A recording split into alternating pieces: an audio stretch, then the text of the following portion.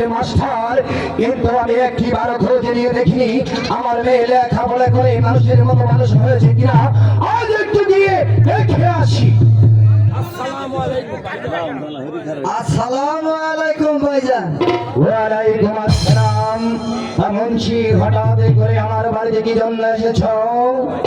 ভাইজান, আমি তো এসেছি আপনাকে একটা কথা বলতে। একটি কথা কেন? তুমি আমার সামনে দাঁড়িয়ে 10টি কথাও বলতে পারো, কিন্তু তোমার ভাষা কিন্তু ভালো নয়। তুমি এই 10 গ্রামের মোড়ের সামনে দাঁড়িয়ে কিভাবে কথা বলতে হয় সেটা তুমি একবার চিন্তা করে বলবে। মুন্সি, ভাইজান, আপনি আগ করবেন না তো? না না,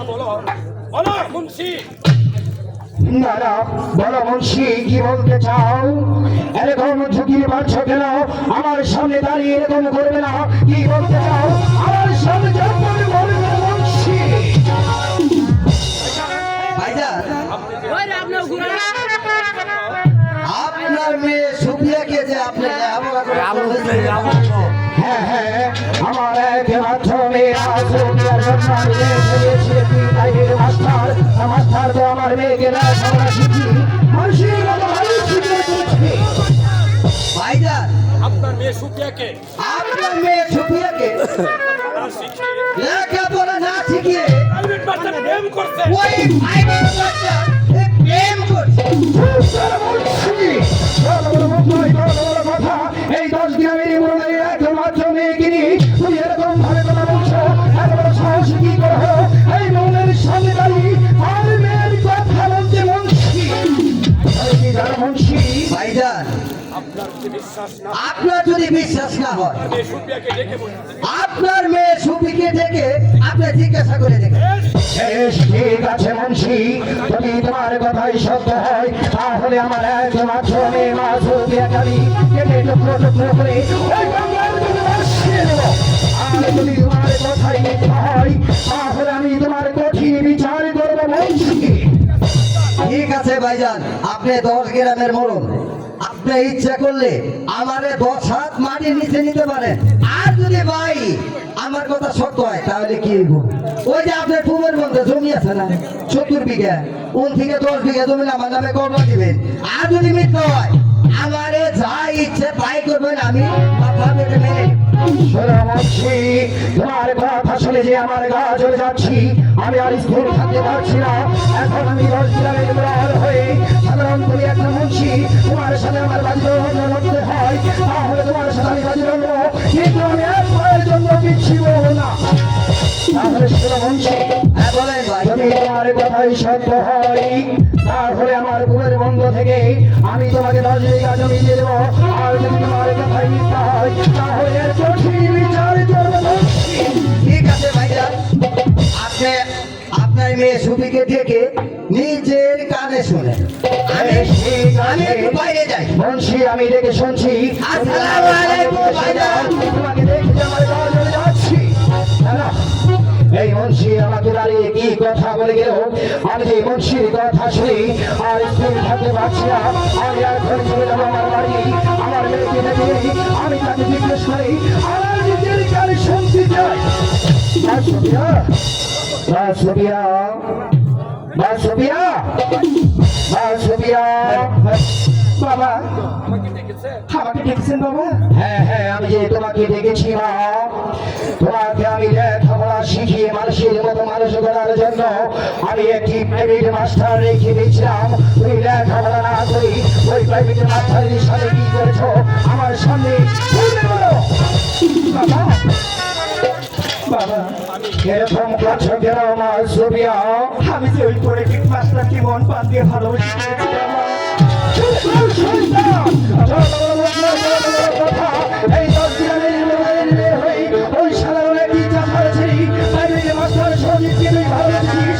আর ওই জন্য ওই চামড়া উঠিয়ে দিল।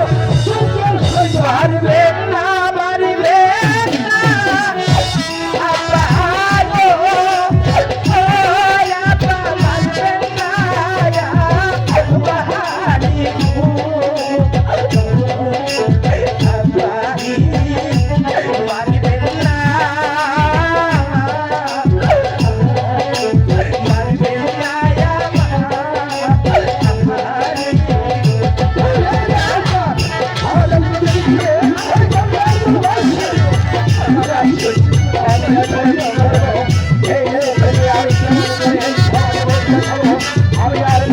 পারছি না তুমি বলে দাও আমি এখন কোথায় যাবো তুমি বলে দাও খুদা তুমি বলে দাও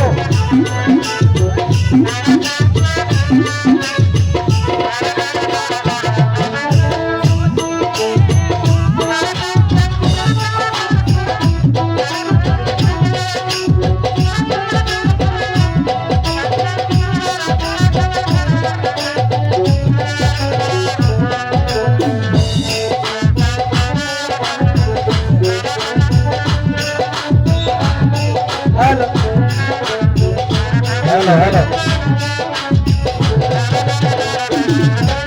সজীবকে ভালো বাসি গো ওরা পাগল ভালো দিয়া গো আপারে মারবে না মারবে না আমারি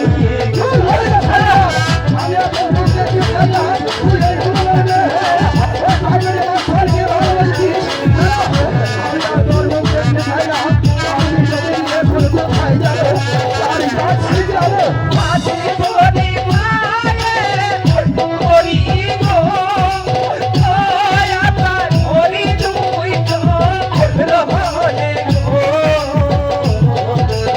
আপারে মারবে না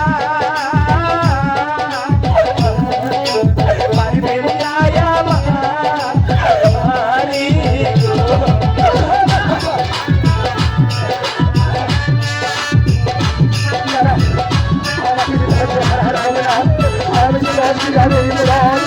এই সমাজের মধ্যে আমাকে মুক্তি দেখাবে সজীবকে বাবা দিলে গো ওরা পাগলবে মাঝি গো গো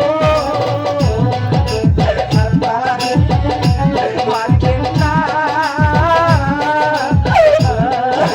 মারবে না আমারি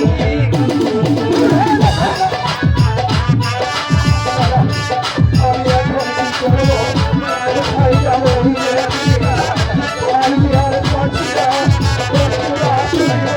আদুসে ভালে আমারি গো ওরা পাগলবে রাজার রাজ গো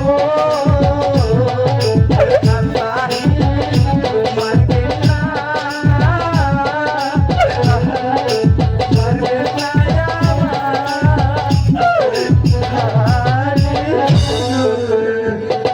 বেশ, ঠিক আছে আমি তোমাকে ক্ষমা করে দিতে পারি একটি সত্যি যদি ওই গরিবের ছেলে ওই শাসার ছেলেকে তুমি যদি চিরদিনের জন্য ভুলে যাও তাহলে আমি তোমাকে ক্ষমা করে দেবো আর যদি তুমি ভুলে না যাও তাহলে আমি তোমাকে বলি ওই নদীর জলে ভাসিয়ে দেবো আমি ওই সজীবকে ভুলে যাব আমি ভুলে যাব এই তো দল গ্রামের মেয়ের মতো কথা বলছো না আমি যে তোমাকে শিশুকাল থেকে লালন পালন করি মায়ের পিতার স্নেহ মমতা দিয়ে আমি তোমাকে বলে করেছি তোমার মা যখন মারা গিয়েছিল আমাকে বলেছিল সুবিয়ার বাবা তুমি আর কোনোদিন দ্বিতীয়বার গ্রহণ করবে না তাই তো আমি তোমাকে নিয়ে এই 10 গ্রামের মোড়ল হয়ে তাও তো আমি জীবনে দ্বিতীয়বার গ্রহণ করি তাহলে শোনো মা, আমি আর কি করবো না। চলো মা, আমরা এখন বাড়ি ফিরে যাই তাই আমি কিছু অন্য তোমার মুখে নিয়ে হাতে তুলে দেবো আপনি জানাবেন বেশ, ঠিক আছে আমি চলে যাচ্ছি কিন্তু তুমি দেরি করো না এখনই চলে আসছো বাড়িতে ভাই খুদা আমি এখন কি করিব খোদা একটি আমার ভালোবাসা আরেকটি খেতে আমার পিঠা। আমি এখন কি করবো খোদা তুমি বলে দাও খোদা তুমি বলে দাও ভাই গো ভাই